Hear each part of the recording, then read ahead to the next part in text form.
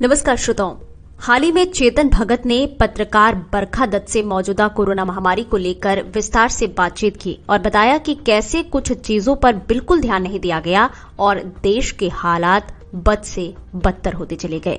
उन्होंने बताया कि विदेशी वैक्सीनों को अगर हम पिछले साल दिसंबर में ही अप्रूवल दे देते तो हालात आज जैसे नहीं होते। चेतन भगत ने कहा, हाँ ये बात तो सही है कि हम कोरोना की दूसरी लहर को नहीं रोक सकते थे, लेकिन इस लहर ने जो तबाही मचाई है उसे कम जरूर कर सकते थे। अब हमारे पास वैक्सीन है। पिछले साल जब महामारी आई तब वैक्सीन नहीं थी, लेकिन इसे हमारा सौभाग्य ही कहिए कि मार्च 2021 में जब दूसरी लहर आई तब तक दुनिया भर में कोरोना की कई वैक्सीन बनकर तैयार हो गई थी, लेकिन हमने इसका कोई फायदा नहीं उठाया। उन्होंने आगे कहा कि कंपनियों ने जनवरी 2020 से ही वैक्सीन बनाना शुरू कर दिया था और चीन, जर्मनी समेत तमाम देशों ने इन कंपनियों से करार भी करना शुरू कर दिया था ताकि जब वैक्सीन बनकर तैयार हो तो उनके पास पर्याप्त मात्रा में डोज हो जिसे वे अपने देश के लोगों को दे सकें। अब उस समय हम यानी भारत क्या कर रहा था? मार्च में हम थाली बजा रहे थे, जून में सुशांत पर बातचीत कर रहे थे, सितंबर में हम ये देखने में व्यस्त थे कि कौन सा बॉलीवुड स्टार नशा करता है।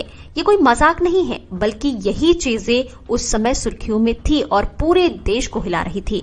और उसी समय पूरी दुनिया में देश वैक्सीन पर पैसा लगा रहे थे और अपने लिए सप्लाई जुटा रहे थे। अब इसे लक ही कहिए कि सीरम इंस्टीट्यूट ने एस्ट्राजेनेका के साथ डील की, वैक्सीन बनाने के लिए नहीं बल्कि उनके लिए 100 करोड़ डोज तैयार करने के लिए। पुणे का सीरम इंस्टीट्यूट जो कि एक प्राइवेट संस्थान है, तो उनके सीईओ अदार पूनावाला ने एस्ट्राजेनेका के साथ डील की कि ठीक है, मैं आपके लिए 100 करोड़ डोज बनाऊंगा, लेकिन उसमें कुछ भारत के लिए भी होंगे जो करीब 10% थे। अब जब कुछ भारतीयों को वैक्सीन मिल रही है तो वो उस डील की बदौलत मिल रही है, लेकिन भारत सरकार ने किसी विदेशी कंपनी से ऐसी कोई डील नहीं की। चेतन भगत ने 2021 की शुरुआत में सरकार की दूरदर्शिता पर सवाल उठाए और कहा, दिसंबर 2020 में वैक्सीन अप्रूव्ड होनी शुरू हो गई थी। फाइजर भारत आई और अप्रूवल के लिए अप्लाई भी किया, लेकिन हमने उन्हें कागजों में उलझा दिया। हाँ, कह सकते हैं ये जरूरी था, लेकिन हम जानते थे कि यूरोप, अमेरिका ने इस वैक्सीन को अप्रूव कर दिया है और उन्होंने इसे अपनी पब्लिक को देना भी शुरू कर दिया है।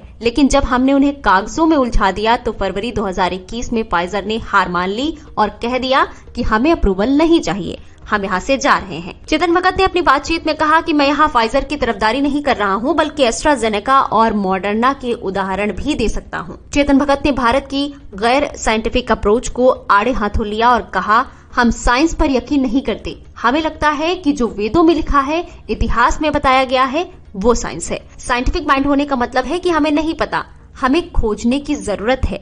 ऐसे में अगर दुनिया की टॉप 7 फार्मा कंपनी वैक्सीन की रिसर्च कर रही हैं, तो हमें उनके साथ पार्टनरशिप करनी चाहिए। साथ ही हमें उनके काम की कद्र करनी चाहिए, बजाय ये कहने के कि वे पूंजीवादी और लालची हैं। हमें ना पूंजी की समझ है और ना ही साइंस की। हमारे पास वैक्सीन है, लेकिन वो पर्याप्त नहीं है। यहाँ तो वैसे ही हुआ कि आपके घर में शादी है और आप कह रहे हैं कि आप केटरर हायर नहीं करेंगे क्योंकि मेरी माँ बहुत अच्छी रोटी बना लेती है, और तुम्हारी हिम्मत कैसे हुई मेरी माँ के खाने पर सवाल खड़े करने की?